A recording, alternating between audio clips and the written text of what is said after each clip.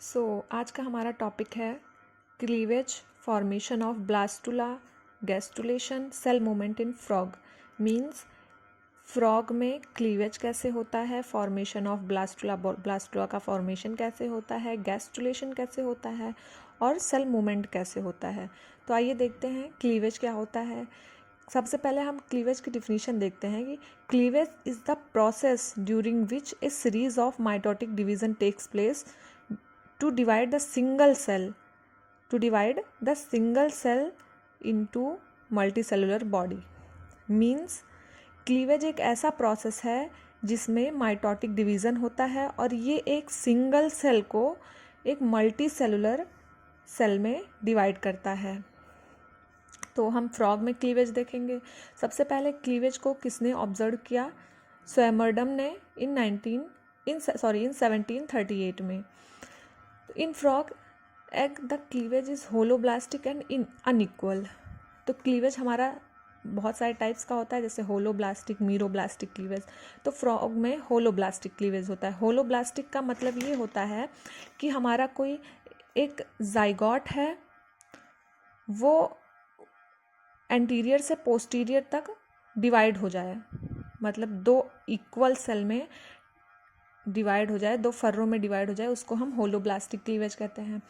Unequal holoblastic cleavage में दो type के होते हैं, इक्वल क्लीवेज होता है और एक दूसरा अनइक्वल होता है। होलोब्लास्टिक में पहला इक्वल क्लीवेज होता है और दूसरा अनइक्वल क्लीवेज होता है। तो फ्रॉग में हमारा होलोब्लास्टिक क्लीवेज होता है और अनइक्वल क्लीवेज होता है। अनइक्वल का मतलब होता है कि ये हमारा एग डिवाइड तो हो रहा है लेकिन अनइक्वल हो रहा है, मतलब एक सेल, ये दोनों सेल इक्वल नहीं हैं, एक सेल छोटा है एक सेल बड़ा है। मीन्स हम इसको मैक्रोमियर्स बोल सकते हैं और इसको हम माइक्रोमियर बोल सकते हैं। तो यहाँ पे होलोब्लास्टिक क्लीवेज हो रहा है और अनइक्वल क्लीवेज होता है। तो देखेंगे कि जो एग में फर्स्ट क्लीवेज होता है वो मेरिडाइनल होता है। मीन्स जो एग हमारा फ्रॉग में जो फर्स्ट क्लीवेज होगा वो मेरिडाइनल होगा। मेरिडाइनल का मतलब कि हमारा फर्स्ट क्लीवेज, ये हमारा एग है, यहाँ से एंटीरियर पोल है, ये एनिमल पोल है या वेजिटल पोल है, तो हमारा यहाँ से स्टार्ट होगा क्लीवेज एनिमल पोल से वेजिटल पोल तक। मेरिडाइनल मतलब एंटीरियर से पोस्टीरियर रीजन, उसको हम मेरिडाइनल क्लीवेज कहते हैं। तो यहाँ पे है the first cleavage plane is meridional. Initially furrows appears at the animal pole reaches to vegetal pole. Animal pole से जाता है, रीच करता है वेजिटल पोल पे। तो पहला क्लीवेज हमारा हो गया। The second cleavage furrows is again meridional. Means जो हमारा पहला क्लीवेज हुआ था यहाँ पे, यहाँ से यहाँ तक, ये एनिमल पोल था और ये हमारा वेजिटल पोल था। ये तो हमारा फर्स्ट क्लीवेज था और अब हमारा दूसरा क्लीवेज होगा, दूसरा भी मेरिडाइनल होगा। मीन्स एक पहले तो यहाँ पे हुआ ही था, फिर यहाँ से भी क्लीवेज होगा। ये हमारा सेकंड क्लीवेज है। तो यहाँ पे फर्स्ट क्लीवेज में दो सेल बने, फिर इससे इसका डबल बनेगा, 2 से 4 बनेगा, 4 सेल्स बनेंगे, इसके बैक साइड भी होंगे। ये हमारा सेकंड क्लीवेज हो गया।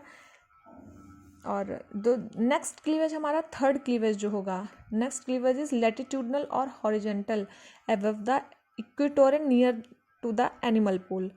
मीन्स कि हमारा ये लैटिट्यूडनल होगा। जो थर्ड क्लीवेज, नेक्स्ट क्लीवेज होगा वो लैटिट्यूडनल या हॉरिजेंटल होगा। लैटिट्यूडनल का मतलब हमारा 2 बार यहाँ पे मेरिडाइनल हो गया, अब तीसरा जो होगा वो ऐसे होगा, मतलब लेफ्ट से राइट साइड में, ये यहाँ से ये एक दूसरे को कट करेंगे। ये हमारा होगा थर्ड क्लीवेज। मीन्स यहाँ पे हमारा पहला क्लीवेज मेरिडाइनल था, दूसरा भी मेरिडाइनल था और तीसरा हमारा हो गया लैटिट्यूडनल और हॉरिजेंटल क्लीवेज। ठीक, यहाँ पे देखा हमने। तो अब हमको देखना है कि हमारा जो यॉल्क है, यहाँ पे यॉल्क जो होगा वो यहाँ पे प्रेजेंट होगा। तो यहाँ पे जो सेल ये ब्लास्टोमियर्स होंगी, यहाँ पे ये माइक्रोमियर होगा, यहाँ की सेल्स छोटी छोटी होंगी और यहाँ की सेल्स बड़ी होंगी। तो क्लीवेज यहाँ पे बहुत अच्छी तरीके से हो जाएगा ऐसे ऐसे, और यहाँ पे इसकी सेल्स बड़ी होंगी, तो यहाँ पे क्लीवेज नहीं हो जाएगा बिकॉज ऑफ प्रेजेंस ऑफ यॉल्क। तो हम यहाँ पे देंगे कि जो हमारा वेजिटल पोल है और एनिमल पोल है, वेजिटल पोल में यॉल का कंसंट्रेशन रहेगा, so it is called as macromere, and the animal pole is called micromeer because in this there is no concentration of yolk are present।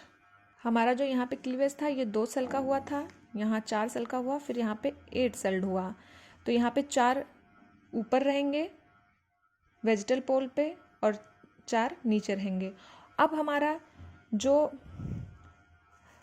4th set of cleavage है वो भी फिर वो मेरिडोनली होगा। 4 cleavage हुआ, चौथा जो है हमारा मेरिडोनली होगा। They are unequal, they divide yolkless micromeres more rapidly than yolk rich macromeres resulting in the production of 16 blastomere। जो हमारा 4th क्लीवेज है अब वो मेरिडोनली होगा, मीन्स एनिमल पोल से वेजिटल पोल की तरफ। ये हमारा एनिमल पोल है, ये हमारा वेजिटल पोल है। खाली एक ही बार अभी क्लीवेज जो है ये लैटिट्यूडनली हुआ है, बाकी जितने भी तीसरा क्लीवेज भी है वो हमारा मेरिडोनली है। तो इसमें क्या होगा, इसमें बैक साइड भी होंगे, इसमें 16 सेल्ड बनेंगे, ये 16 सेल्ड का होगा, जो कि यहाँ पे यॉल्क ऊपर, यहाँ पे यॉल का कंसंट्रेशन है इसलिए यहाँ पे मैक्रोमियर्स होंगे, और यॉल्क लेस वाले में माइक्रोमियर्स होंगे। जो यॉल्क लेस वाले जो माइक्रोमियर्स है ये ज़्यादा जल्दी इसमें डिवीज़न होगा एज़ कम्पेयर टू मैक्रोमियर्स, क्योंकि यहाँ पे यॉल का कंसंट्रेशन है और यहाँ पे यॉल का कंसंट्रेशन नहीं है। अब जो हमारा 5th क्लीवेज होगा वो लैटिट्यूडनली होगा, मीन्स लेफ्ट से राइट की तरफ या हॉरिजेंटली। ये जो हमारा 16 सेल्ड पहले बना था उसके बाद उसका डबल हो जाएगा, मीन्स 32 सेल्ड का ब्लास्टोमियर का फॉर्मेशन होगा।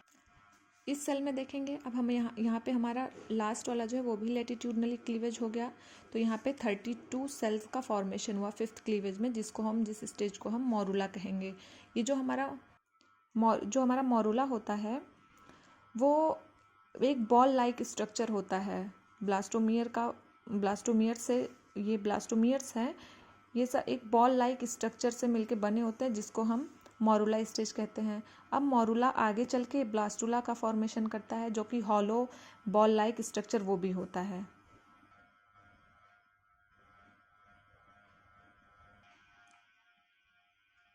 अब हम नेक्स्ट वीडियो में देखेंगे ब्लास्टुलेशन कैसे होता है।